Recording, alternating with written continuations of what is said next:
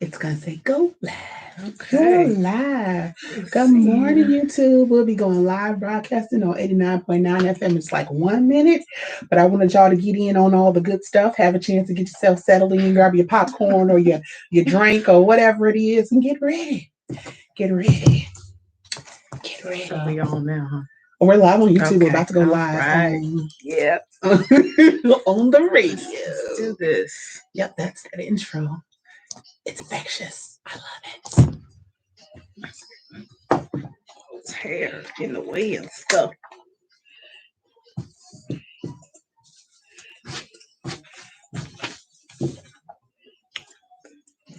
Try not to look so uncomfortable.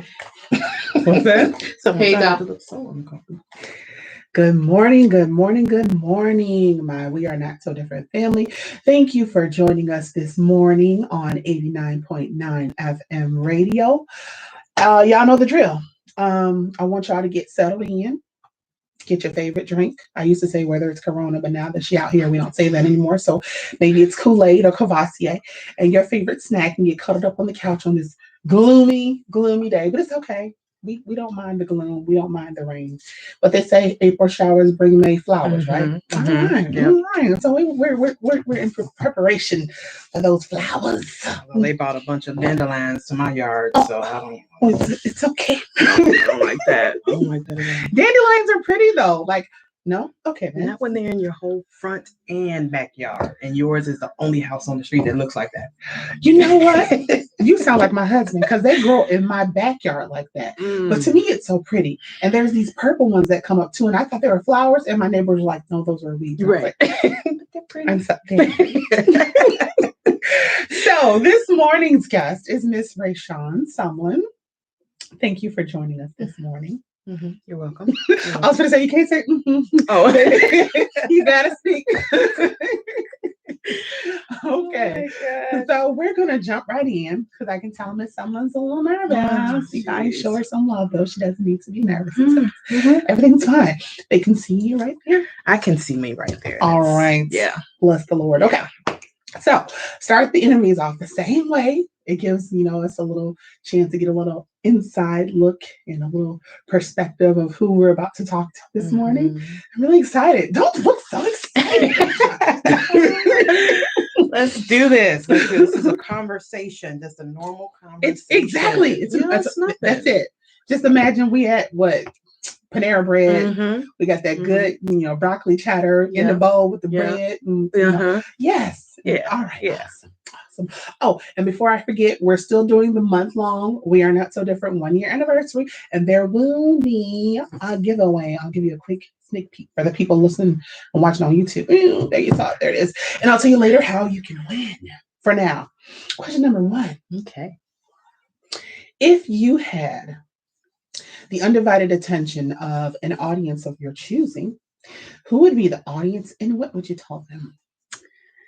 Who would be the audience? I would say the audience would be that woman, that single mother, that woman that's been through some things and just feels broken and feels like, where do I go from here? Or is just surviving. It's just going through the day-to-day things in life and not getting any enjoyment out of it. And I would tell her that it doesn't have to be. It seems that it might be hard and difficult in that season and in that moment, but there's definitely a light at the end of that tunnel. And it's just a matter of how you choose to go about getting to that light is what's important. Okay. Yeah. Okay, so she wants to speak to the broken, the mama, the single mamas, the ones that feel stuck, for lack of a better word. Yeah. And you want to tell them that there's light at the end of the tunnel. I like the fact that you're ready, willing, and able to give them that encouragement they need. And I'm already thinking about questions. Like you said, it's about how they get to the end of that tunnel. Yeah. So later I'm going to ask you about how to get to the end of that tunnel. I'm writing notes, y'all. But until we get there, we're going to go to question number 2, which is, if you had the opportunity to speak to little Raishawn, Mhm. let's say like 5 or 6-year-old Raishawn, what do you think that she would need to hear most? I thought about that. And it's so ironic that 6 was such a pivotal moment in my life. Oh, 6-year-old? 6 years Okay. old. Tell us. At the age of 6, I don't have a whole lot of memories because I was your average college student, so I probably killed some brain cells. Okay, But all right. the things I do remember, and I remember this moment in specific because my life changed, and I was born and grew up with my mother and father. Mhm. And at the age of 6, I remember my daddy picking me up from school and telling me that me and my mother were moving. And I was a daddy's girl, like die hard daddy's girl. You couldn't tell me nothing wrong. He was the best thing in the world to me. And he told me that we were moving. And I was so angry with my mother because I felt like she took him from me. And so what I would tell my 6-year-old self would be that things are not always as they seem. So what I'm imagining is you found out later on, grown Raishawn was like, oh, that's why we're moving. Yes, it makes sense now. Oh, okay. Yes. Is Dad still around? Dad is not still around. Okay. Yeah. Well, little Raishawn, things are not always as they seem. No, they are not. That's the story of my life. Well, I mean, I guess that's a good thing. I mean, it helps you to not like judge people. Like they say don't judge a book by its cover or whatever. So that's a good thing, right? It's a good thing. I don't take anything for granted, and I can appreciate the things that I've been through and the things that I've experienced because I really feel like they've grown me and they've made me into the person I am today.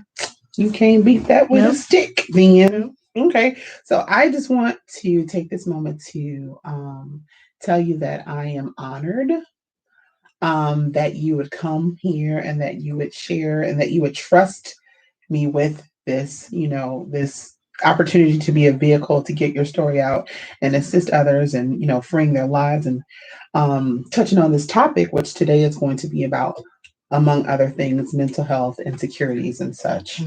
I know it's not easy.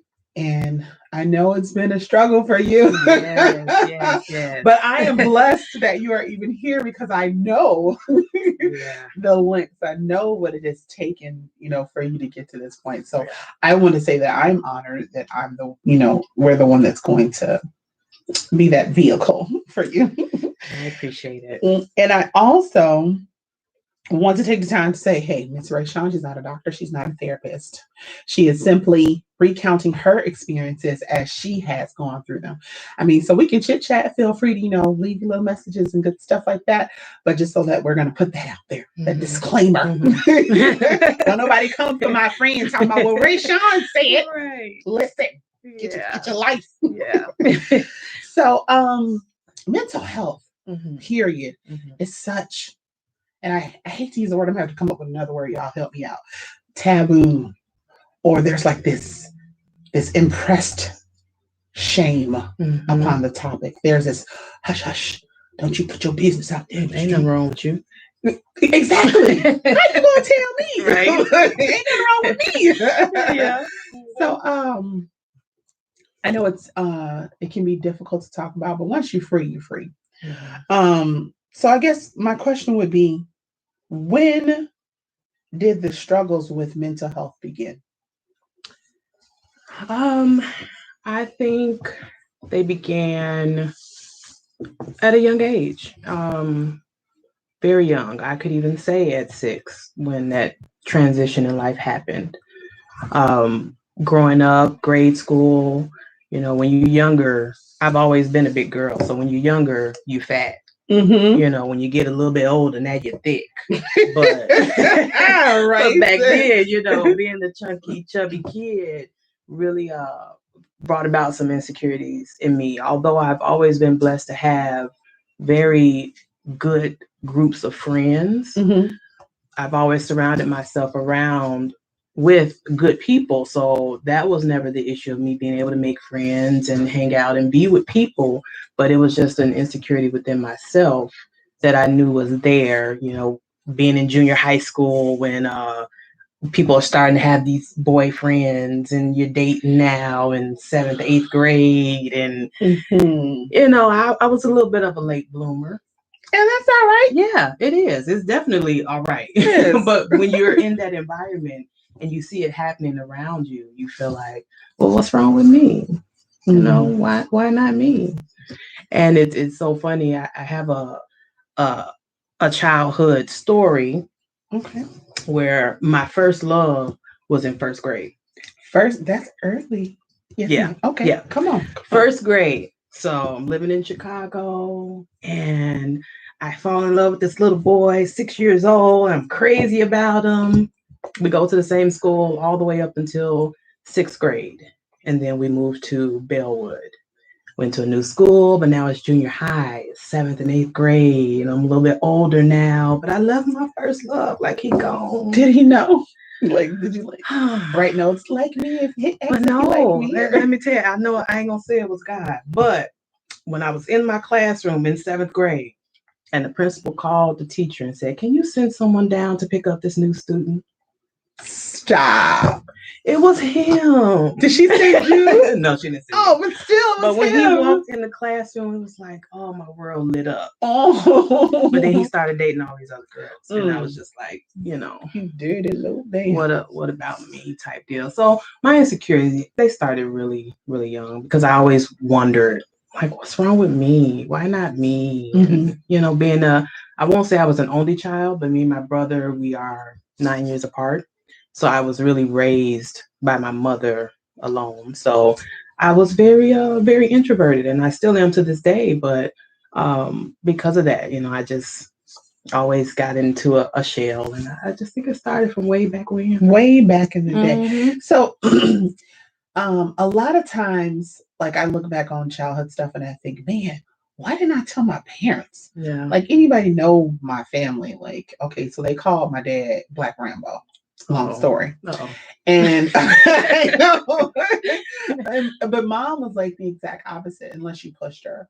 Like, she was like this sweet, humble, quiet, like, woman, but like with the strength of like Hulk inside, So, but there are some things that transpired in my childhood, and I think back today, like, Andrea, why didn't you tell your parents? Like, Black Rambo would have burned the city down if he knew. And that's probably why I didn't tell him. Yeah. But then I think, like, when you were having these issues, like, did you say, hey, mom, why is this? Or, hey, mom, like, did you, like, ask questions? Like, I didn't, because just like the young lady you had on your show last week, she spoke about the things you just didn't do. Like, you knew there was love in your household, but you didn't talk about it. You didn't have those conversations, those heart to hearts. I knew my mom went to work, and for a long period, probably until at least I was about 10, I was angry with my mom. Oh, because of dad. Because of dad. Okay. And so, we really didn't have those heart to hearts, and those conversations. And, I regret not having those. But when I look back on it and I realized all she had on her plate, all she was doing to provide, and exactly, like, she did so much and she made it look easy. You say that like, because I feel like, I'm becoming my mom, and I'm like, this ain't easy, like, right?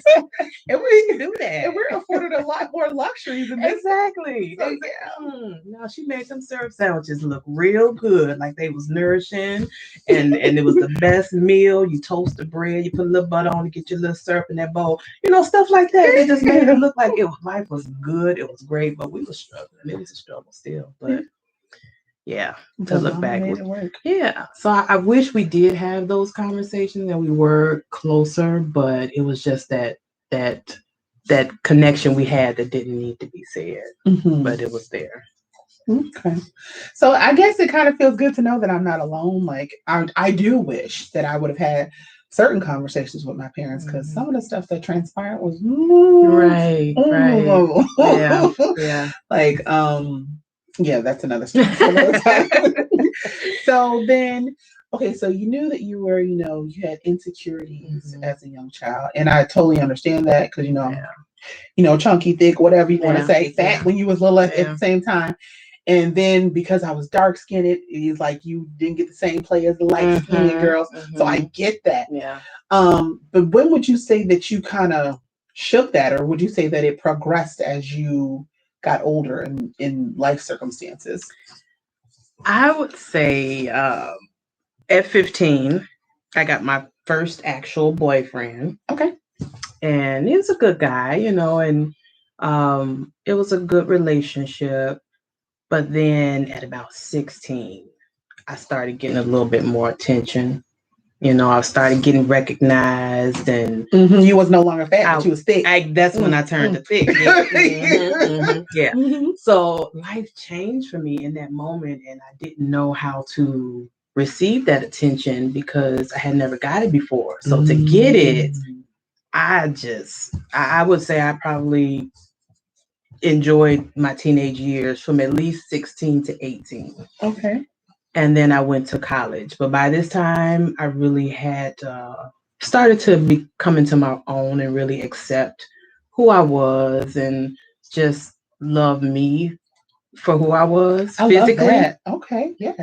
It's like, yes, these thighs. Right, Yes, there's no thigh gap. They rub together, but I love it. So I really came into my own in the physical, but the mental, it was still a play there with wanting a certain type of love, wanting a certain type of affection, and that was still missing. So throughout the years, I've gone through so much and had to deal with so much where I feel like until now, do I truly feel free and accepting of my internal and external. Now I'm just like, this is me. Okay. This is who I am. And I'm okay with that. Not more than, hopefully you're more than okay with it. I feel great about it considering where I've been and what I've been through. I feel good. Okay, so I want to ask a few things before we get to the where you've been and what you've been through part. You said now I feel like I'm good, I'm okay.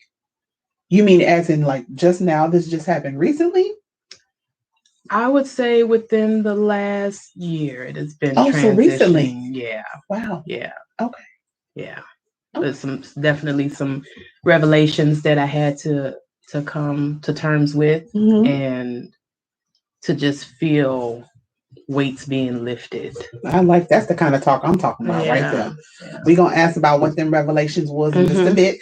But for now, I want to get into the part where you're like, okay, some of the things that you went through and like basically what you went through that I don't want to say melded, but like may have increased or added to or the word isn't enhanced. I don't know what I'm trying to say now. But that struggle. Yeah. Well, let's see. So we'll start. I went to college and I was on the 5-year plan. It took me 5 years to get up out of there, but 3 majors later, but I made 3 majors? Yeah, I did. Okay, I give you the 5. Yeah. I probably would have gave you a little bit 3. Well, go ahead. Let's bless the people with your credentials. Right. All those degrees. What you got? Well, I mean, I have a bachelor's in economics with a minor in applied computer science. You're great. Master in business administration with a concentration in accounting, and also my human resource certified professional certification. That was a lot. Yeah. That was a whole lot. I want someone to come and find you and throw massive amounts of money at you for each and every one of those degrees and credentials that you just listed. Yeah. I need somebody to pay her. Yeah. Okay, but I digress. Going through college, getting my degree, and even with that, going to college, I feel like I only went because that's what I was supposed to do. It wasn't that I was tailored to go to college, and I had this structure where, okay, you're going to go to college and this is how college is going to benefit you. This is what you're going to do when you get out of college. I just went because You had it all. I'm supposed to. You're not the first person I've heard say that, though. Yeah. And I look at people now that, don't go. They may pick up a trade or they may go to community college for a couple of years. And for me, it was like, no, I got to go. And to backtrack a little bit, one of my driving forces behind going to college was to get away from my father. Okay. Yeah. Backtrack. Because Dad was already out the picture, so I thought. Yeah, Dad was out the picture. Okay. And then at the age of 16, my mom told me that her and Dad were going to get married 10 years later. Yeah. But by this time, I knew who Dad was. And I was not happy with Dad. Okay. And when she told me that, I was like, what? Like, why? This man that I was didn't want to leave when I was 6, but now, no, like, you can't do that. And so, yeah, they never got married, though. Mm-hmm. That never happened. Okay. Yeah. She going through some things, y'all. Yeah. But did he come back? Because you said to get away from. So they never got married, but he came back. He came back. Okay. He was in the picture, and I didn't like the way the situation was, because I had watched my mom go through all this and take care of me and not miss a beat. And now here it is, you bringing this man into our life and he's not helping you. My father was a great man, very smart. Mm-hmm. That's definitely where I got my drive for education from. Very, very smart man, but he enjoyed life on a different level. Like, his priorities were a little bit different. Like, instead of paying the light bill, he gonna go buy him a new suit for the stepper set on. Wait a minute. Wait a minute. He was that type of guy. But at the same time, he was someone I could talk to. Like, he was very down to earth. He was very straightforward. He'd sit me down and have a conversation about life or whatever. Like, he was that person. So he had a lot of great qualities about him. But, he wasn't helping, and I sat and I watched my mom go through having 2 and 3 jobs. Oh my gosh. Just to support me, because it was just me.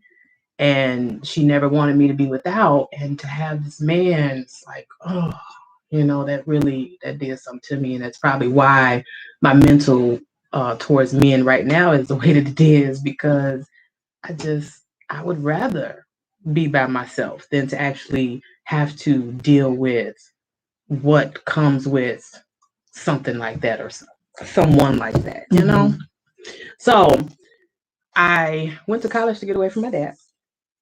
And then, now he's out the picture, and now I come back home from college, and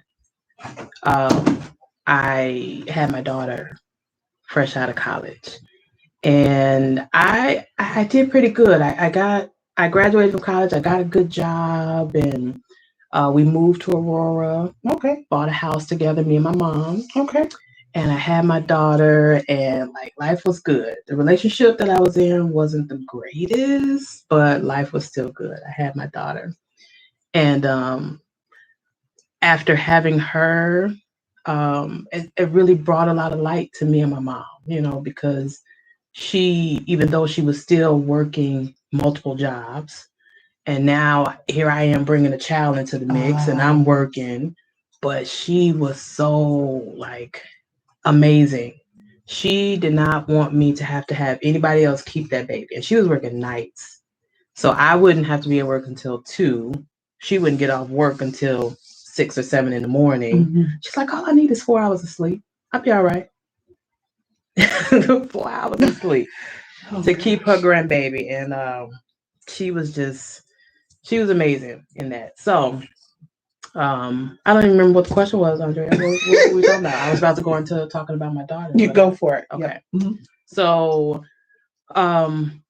fast forward, my daughter, she got sick after she turned 3, and the following month she got sick. And her only symptom was that she was throwing up. And so, you go to the doctor because you're throwing up, they're going to tell you it's a virus. Mhm. It's a bug. You got to let it wear its course. And that's what I was told. And so a couple of days later, it still didn't get better. It wasn't terrible, but it didn't get better. So I took her back to the doctor, and they gave me some medicine to kind of help keep the food down because it was a stomach bug going around. And so they gave me some medicine for that, and again, really didn't do it, didn't do the trick for her. So, but again, that was the only thing that was wrong with her, just throwing up sporadically. And so finally, the last straw was, I don't know if we were sitting on the bed and I was putting her shirt on, and my mom saw her as she went to lift up her arm to put her shirt on. One side of her body started shaking. Mm. And my mom was like, no, you take her to the emergency room right now. Something's not right. And so on this particular time, I take her to the emergency room. And when I took her that time, the doctors looked at her and immediately said they were going to do a CAT scan. And so they did the CAT scan and came back, and the results were that she had a brain tumor that was a rapid growing brain tumor, and it was taking over her brain stem. Mm. So she was talking on the way to the hospital, but by the time we were about to take her from one hospital to the next, she had already slipped into a coma. So it happened so fast. Within a matter of days, 3 days later, she was gone. Mm. So to actually to go through that, it was very difficult, because to lose a child, I can say I am grateful for the timing that it happened, because I didn't have to suffer with it. She didn't have to suffer with it. Okay. It was so quick, and the strength that I got from that. Like I was born and raised in the church. My aunt and my mom kept me in the church, but once I got to those teenage years, I think that's with everybody. yeah, exactly. Me too. Got to those teenage years, and it was like, okay, I'm not going to church. I have other things to do. But in that moment, whatever I had in me, he just poured it into me and helped me to actually get through those moments. The planning. Now I got to plan a funeral for a 3-year-old. And so it was difficult. But at the same time, he blessed me with my son, who was only 4 months old at the time. So I didn't really have a chance to go crazy because I still have a child to raise. Yeah. Yeah. Okay. I don't want to say his name, but I've met that one. Yeah. Okay. Mm-hmm. Wow. Yeah. I could never even try to imagine the whole dynamic feelings that happens when there's loss of a child. Mm-hmm. I'm sorry to hear that. And I guess I just want to know, like, I'm glad that you had a foundation. Mm-hmm. Glad that you had a foundation in the church, and that you said, God, all that He had poured within you raised to the surface for a time such as that. Mm-hmm. But I'm sure that, like, mom and like what was your support system? Like, how did you get through? Like, I can't, and I'm not saying this to make light of the situation at all, but I feel like that would be the time. Like you said, you didn't have a chance to go crazy because you got a little kid to raise. But if any time, that would be the time for you to just like shut down and be like, look. Well, I can say that I had a foundation or a group of people that wanted to be there for me. Okay. But I was not open to receive. Okay. And so even with my mom, I didn't know how the loss of my daughter affected her until after she passed and I read her journal. Your mom? My mom. Wow. Because I figured it's my child, like I'm the only one that can feel what I feel. Nobody else will know. And it's funny that my nephew, he was 12 at the time, and just a couple of days ago, I told you guys it's funny. Just a couple of days ago, he sent me a song, a rap song that he made, and it was in tribute to all of those he had lost. Mm-hmm. And in the song, he made reference to my daughter. And I hadn't thought about the connection there because she passed a day before his birthday. Oh. And so in this song, he poured out his heart to say that his birthday would never be the same because he was only, he was 12 when she passed. He turned 13, and it's 14 years later. And I'm like, no, he can't possibly remember that. He was 12. And then I'm doing the math like 12, 13 plus 4. He is 27. Oh, he did. Like, he did experience that. He did feel that. But to know now, looking back, how people really wanted to be there for me, and I didn't know how to accept that or receive it, but to realize that me allowing them to be there for me could have helped them also. Oh, with like their own grieving process. Yeah. Okay. Yeah. Well, I mean, it's cool that you see that now. But at the same time, like, nobody knows unless you've gone through it. Mm-hmm. So, and people handle it different ways. Like, so, Yeah. I mean, I don't know. I just feel like if you feel like, and maybe you don't, but I feel like I would be okay with being seen as selfish during a time like that because, like you said, this is my kid. Yeah. I carried her. Yeah. And I didn't know how to let anybody be there for me because I wasn't raised with that type of affection. I You wasn't, said that, right? Raised like that. So for me, it was, I got to figure this out. And it's weird that the only two people that really knew and know what I was going through was my kid's pediatrician and my counselor. Oh, you didn't tell anyone else? No. Okay. No. My closest friends, they knew I went through something. And they knew if I didn't answer my phone or, it took me a week or two to call them back, they'd send me a text, hey, I know, what you're going through right now. Just want to let you know I'm thinking about you. They would still reach out to me. But they would give me my space. Right. So nobody really knew the depth of it. And I remember my pediatrician, her asking me once, because every time I would see her, she'd give me a hug and like hold me. And this is a doctor, That's God. That was all God. And she's still to this day my pediatrician for my kids, but she would just hold me and then she just asked me, so how are you doing? And I just start bawling just from a question like that. How are you doing? It was something in her tone. I don't know what it was, but and then she told me one day, she said, I just really don't think you're living life. Like, you're surviving.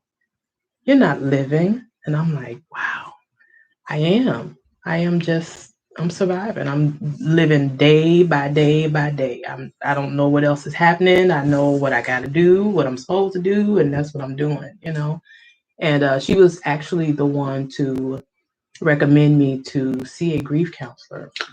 That was my next question. Yeah, she recommended me to see a grief counselor and going against the stigma of needing therapy, needing counseling. I still see this woman to this day. So I'm grateful for her because to have that outlet, like to go into her office for an hour and her to ask those probing questions to really get me to express what I was feeling. Like the box of tissue was right there. Yes.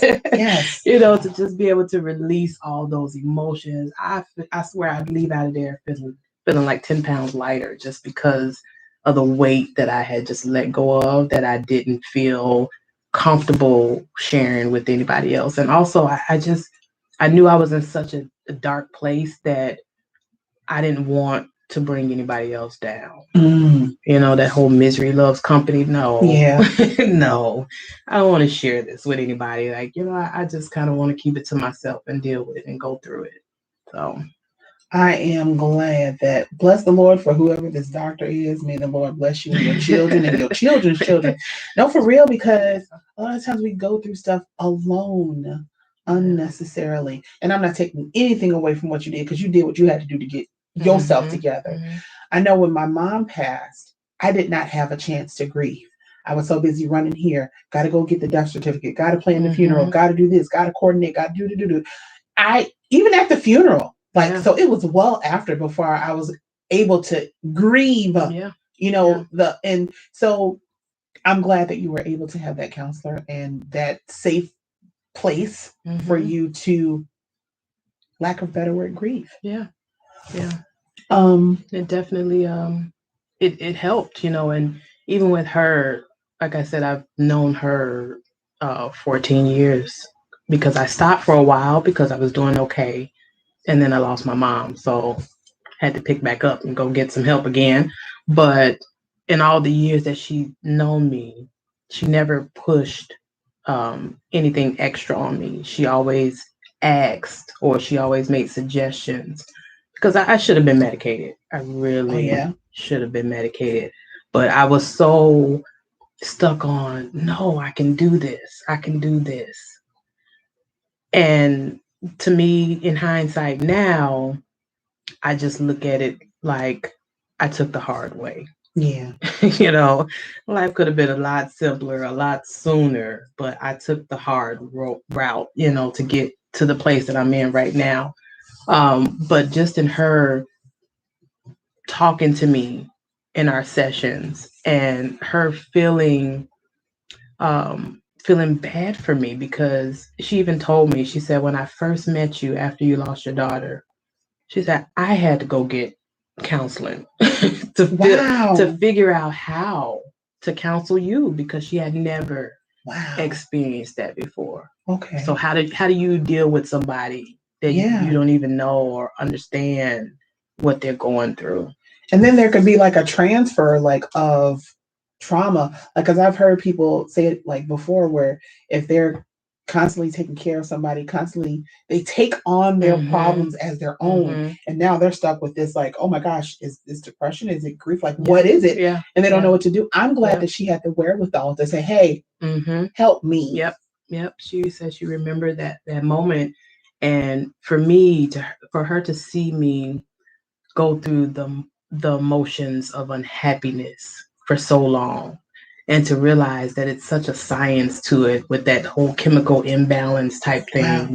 When you keep pouring into your mental and your mind those feelings of depression and sadness, like, that's what your mind is going to adapt to. Like, this is Mm. the new norm. You've been doing this for years. This is how it's going to be. And then because they think it's because you have adapted as your new norm, when it's not, Mhm. you feel funny, like Mhm. something is off, like Mhm. something must be wrong Yeah. because Yeah. everything is fine. Yeah. Exactly. Wow. Exactly. And so, that's kind of where the medication could have came in to kind of balance things out a little bit more for me, so that my brain wasn't accepting that depressed state all the Yeah. time. But there was more of a balance, but I just could not bring myself to do it. And I don't Couldn't bring know, yourself to medicate? couldn't bring myself to medicate, Why do you because think that is? I wanted I wanted to come out of it. I wanted to do it. Mm-hmm.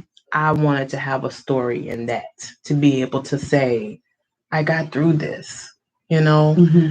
I don't know why I choose hard things for myself. I don't know. I don't I know. have no idea, but I'm the type of person, menstrual cycle, my cramps are so awful. I Mm-hmm. think I told you this when we Mm-hmm. first, so bad. And I would wait until I'm doubled over, can't walk. No, I'm not gonna do that. Before I take an Advil. It's like, Mm-mm. no, Give I me, can give me the deal with drugs. it. Give me the Like, drugs. I can deal with this. I can do. Okay, no, I can't deal with this no more. Like, it has to be a breaking point, and I just really feel like I didn't get to a breaking point. I did So not get to a point where I felt like I can't do this anymore. wow. So then, okay, so we're going to progress. How much longer was it before mom? I just lost mom. It's been 4 years now, Okay, so 10 years in between. okay.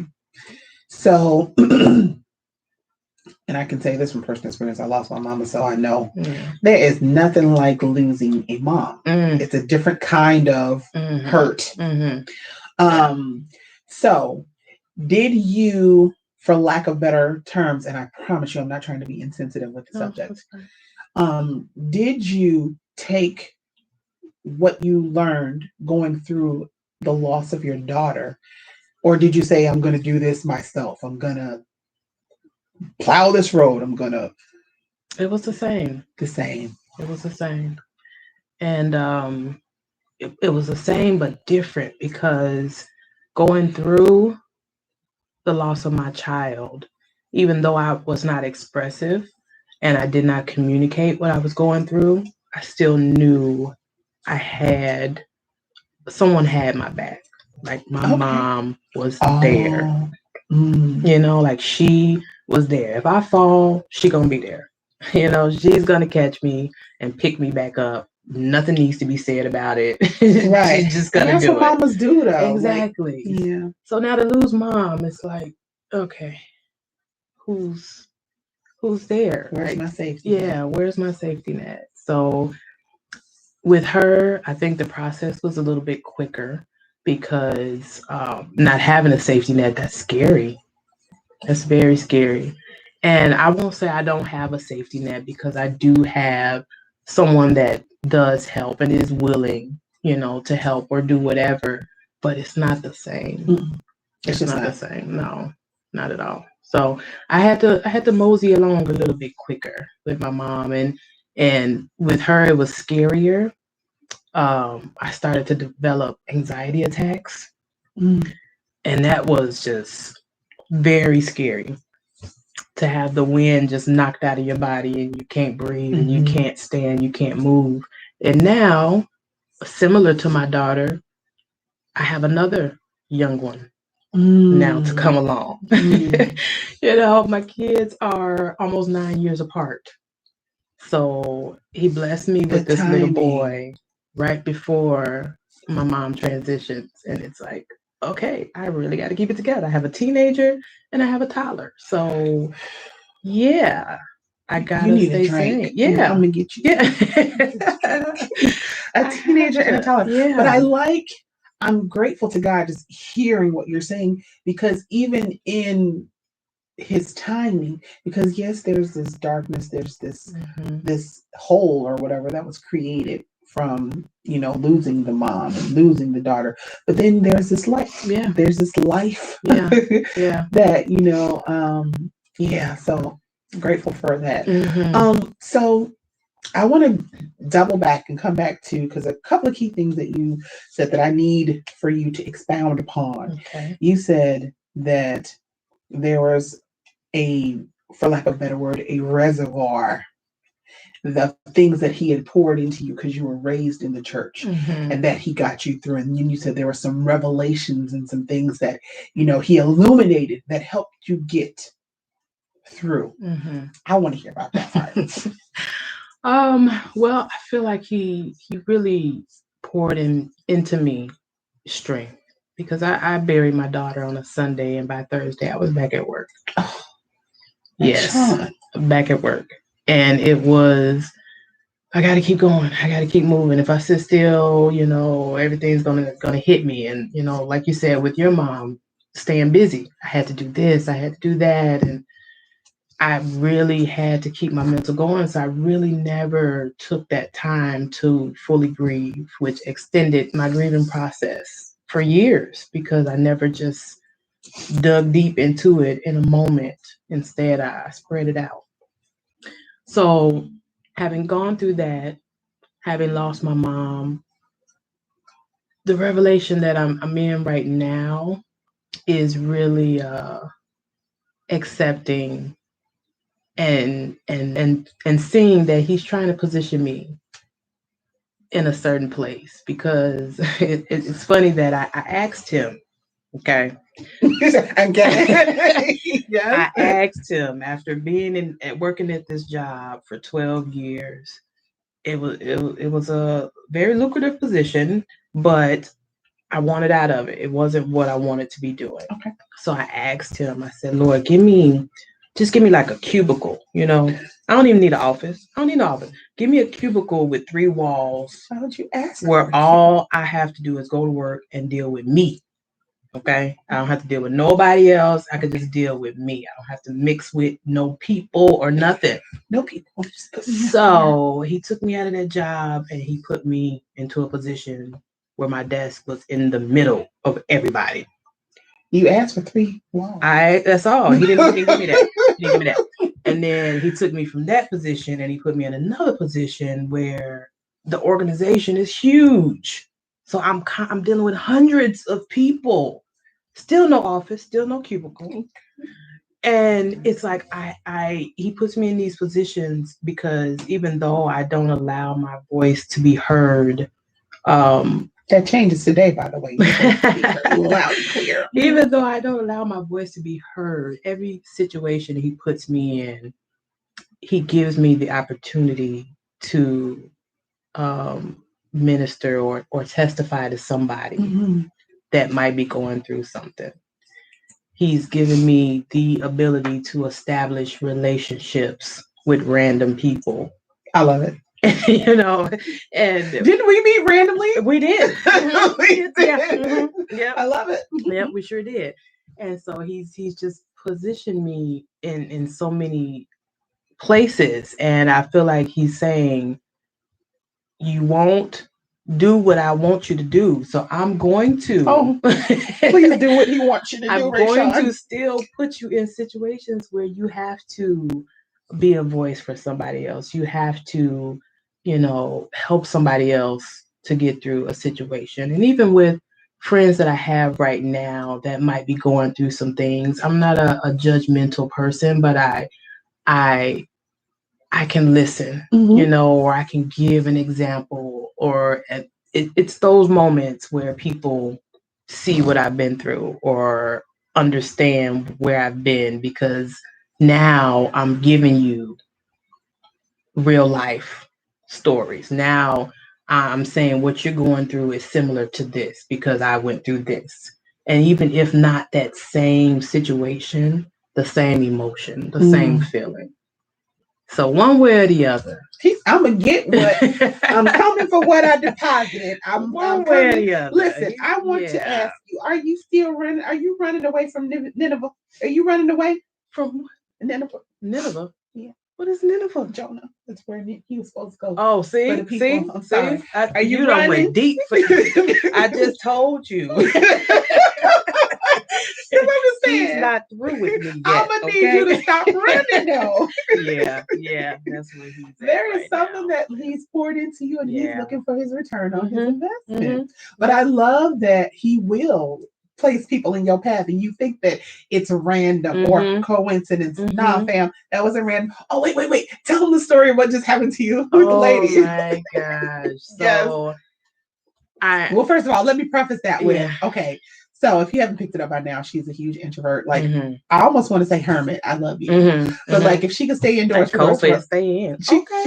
You're playing right into my wheelhouse. So I've been knowing this woman for years, and all this time I'm like, she has such a story, and I know it's gonna bless some people when she gets ready to talk about it. So the fact that I literally had to coax her, so I was like, we made the appointment weeks in advance. Are you okay? Are we still good for Saturday? How you doing?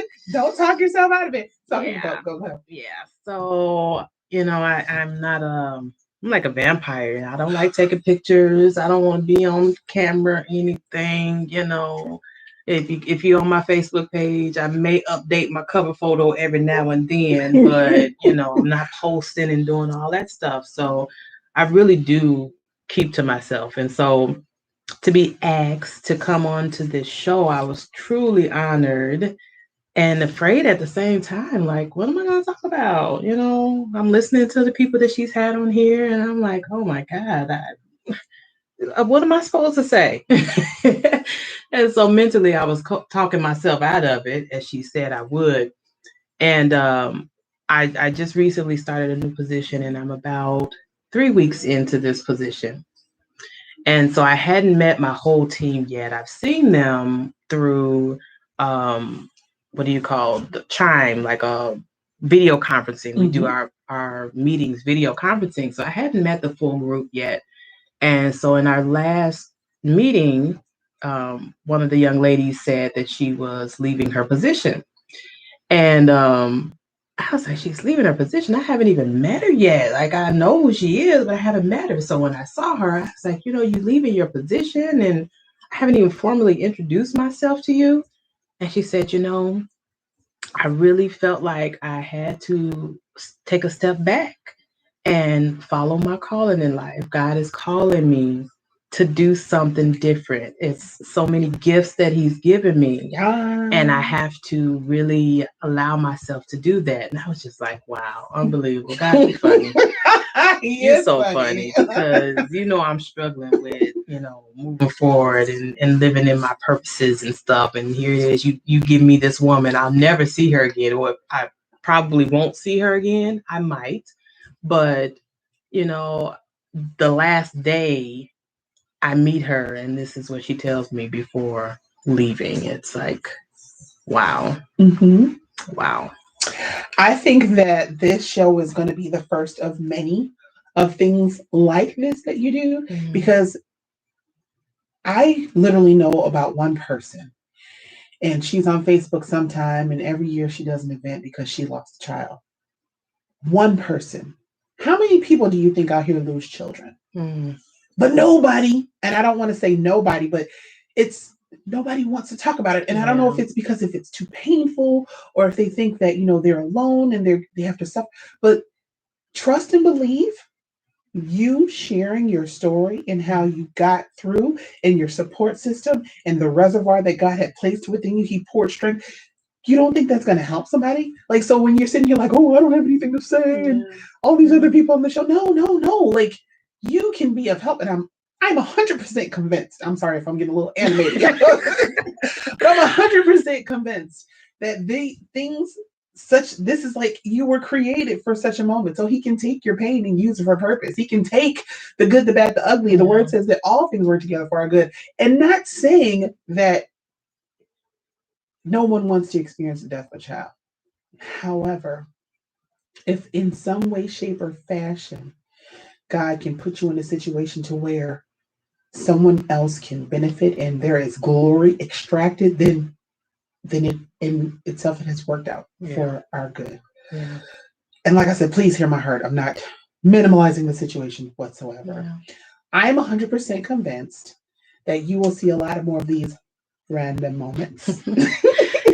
Yeah, because that's 2 in 1 week. My nephew and this young lady at work. I'm like, you got to be kidding me. And I am so looking for it. Just promise me that you won't run. I want you to go home and I'll be like, okay, Lord, what do you want? And just get ready. And just be like, okay, Lord, whatever you want, just tell me what to do. And I promise, girl, if you give Him that yes, He about to blow your mind. And I could tell you from experience.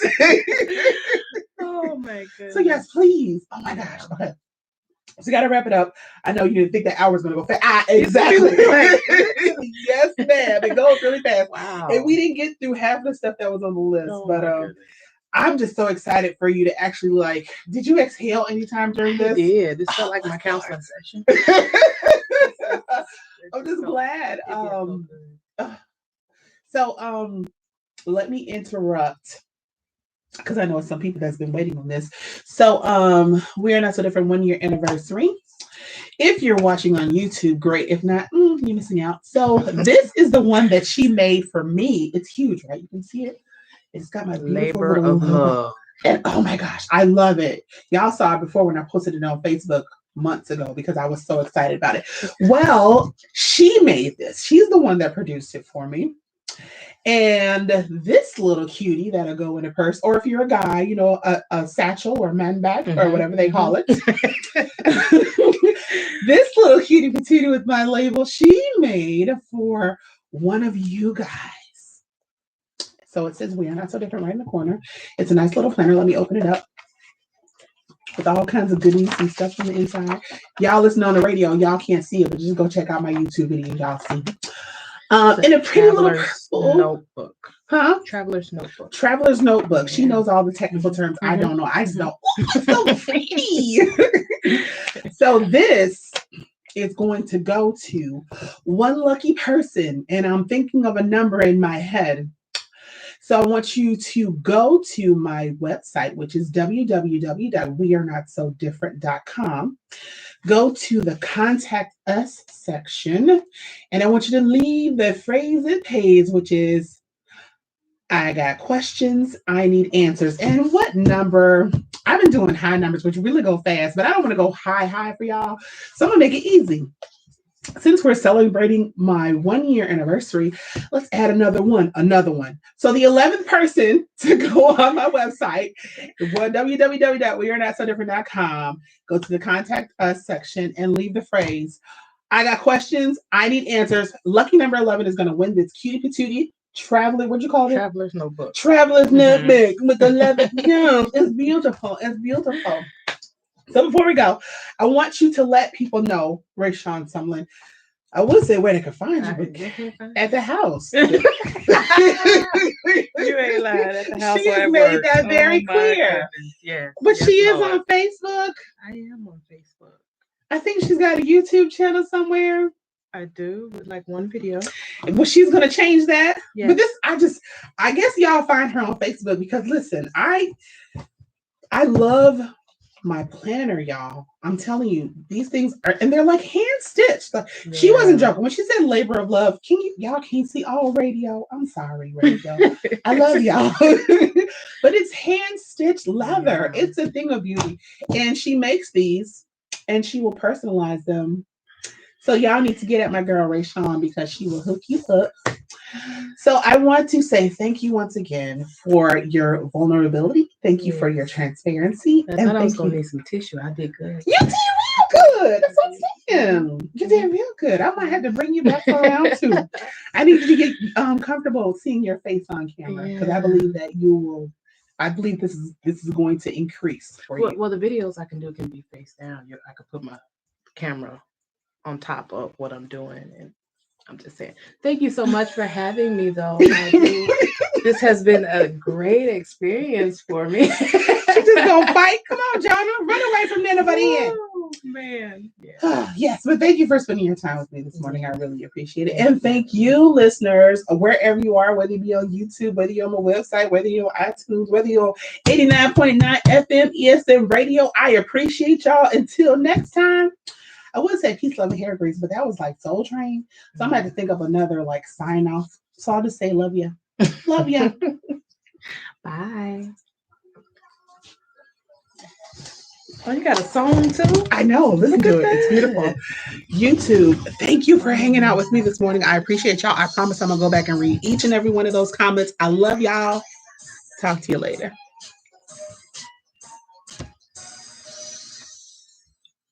Yes, I have an intro and outro.